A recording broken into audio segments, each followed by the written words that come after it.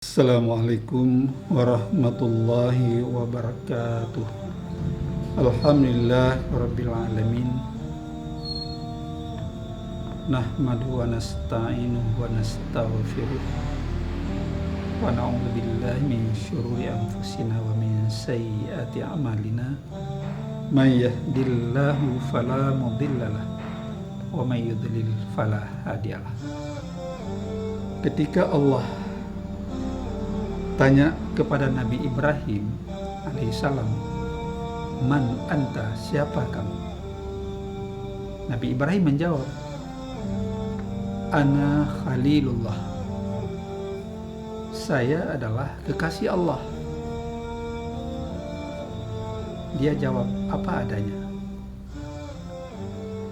Pada kali yang lain, Allah tanya kepada Nabi Musa alaihissalam, "Man anta ya Musa, siapa kamu ya Musa?" Musa menjawab, "Ana kalamullah, saya adalah kalam Allah, saya berbicara dengan Allah." Pada kali yang lain, Allah tanya kepada Nabi Isa alaihissalam, "Man anta ya Isa, siapa kamu ya Isa?" Nabi Isa menjawab, "Ana ruhullah, saya adalah ruh Allah." Sementara ketika ditanya kepada Nabi Muhammad sallallahu alaihi wasallam, "Man anta ya Muhammad, siapa kamu ya Muhammad?" Rasulullah tidak menjawab, "Ana khairul anbiya wal mursalin." Tidak dijawab, "Oh, saya nabi yang paling mulia, yang paling hebat, yang paling sempurna." Tidak. Tapi Rasulullah menjawab dengan penuh kekhusyuan, tawadhu, "Ana yatim Abi Thalib, saya adalah anak yatim yang dipelihara oleh Abi Thalib." Ini apa maknanya? Nabi dan Rasul diberi contoh bahwa dia tidak pernah memuji dirinya, malah merendah. Malah Rasulullah itu sering mengatakan dirinya itu abdun, hamba. Ketika ditanya oleh para sahabat, "Kenapa kamu ya Rasulullah sangat disiplin, sangat banyak bersyukur kepada Allah, ibadahmu tidak pernah berhenti, tahajud, salat wajib, puasa sunat dan sebagainya?" Maka beliau menjawab, "Afala akuna abadan syakura, bukankah Anda melihat saya ini seorang hamba, tapi hamba yang paling banyak bersyukur kepada Allah Subhanahu wa ta'ala." Ini menjadi contoh uswah kepada kita sekalian. Kalau dalam ungkapan orang-orang tua kita dalam bahasa Aceh juga ada diungkapkan, ujub demaah, ria tekabu, sinan yang le urang binasa. Ujub artinya kita menganggap diri kita hebat, gagah. Kalau yang laki-laki tampan, gagah, yang perempuan cantik, ya. Atau ada kelebihan, kekayaan diberilah Allah, dia merasa ujub, ya. Dia pakai baju yang lebih mahal dari orang lain. Ketika dia keluar rumah, biar dilihat dia lebih ganteng, lebih cantik, bajunya mahal dan sebagainya. Itu ujub. Kalau dia bersisir di kacamata, sisir rambutnya itu bolak-balik, ya, kiri kanan dan sebagainya. Itu ujub, tandanya ujub.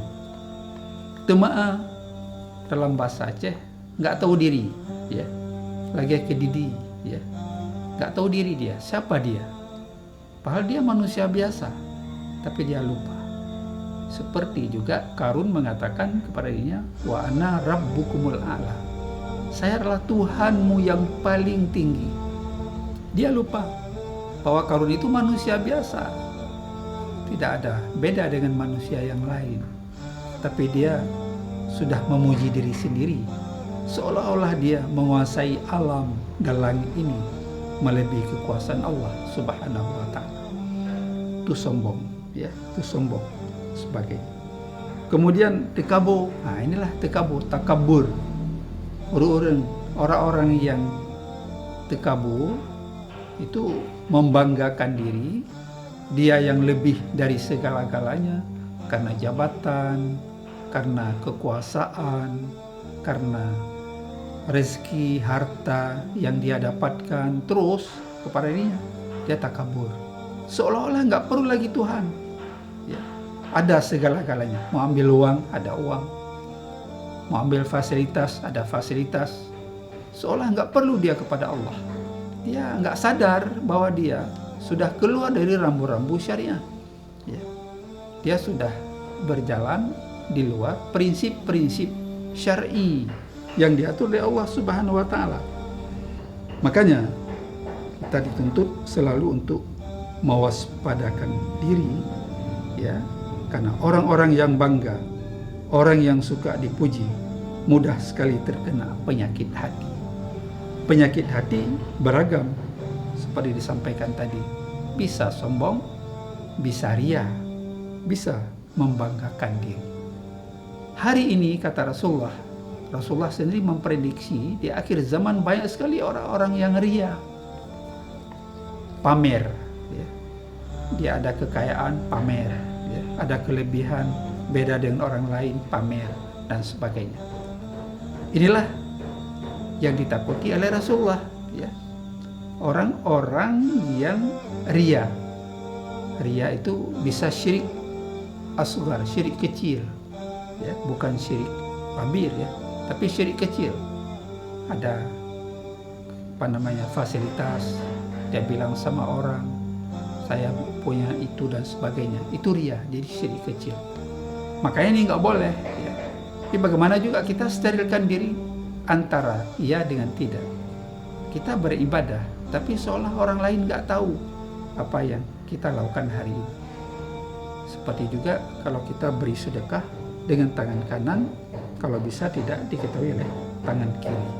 Ada sifat wara di sini, tidak berlebihan dan tidak ujub terhadap diri sendiri, dan juga tidak sombong takabur terhadap diri sendiri, karena itu akan mengakibatkan bahaya di kemudian hari bagi dirinya, tidak cepat dan lambat. Mudah-mudahan Allah meridai kita dan terus kita melestarikan diri kita menjadi orang-orang yang tawadu, orang-orang yang tahu diri, tidak membanggakan diri, dan tidak sombong terhadap orang lain. Demikian, terima kasih. Mohon maaf kalau ada hal-hal yang tidak berkenan. Billahi taufiq wal hidayah. Assalamualaikum warahmatullahi wabarakatuh.